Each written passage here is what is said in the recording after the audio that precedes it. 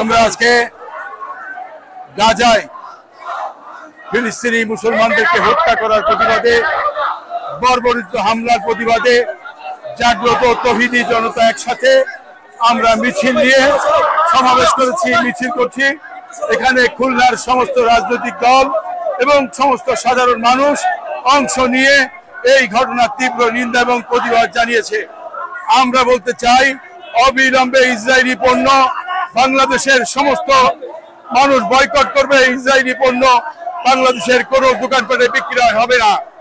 এটা যদি না করা হয় তাহলে আমরা খুলনার মানুষ প্রতিটি দোকানে তালা লাগাতে আমরা বাধ্য হব। কারণ ইসরায়েল শুধু মুসলমানদের শত্রু নয়, ইসরায়েল হচ্ছে গোটা পৃথিবীর মানুষের শত্রু।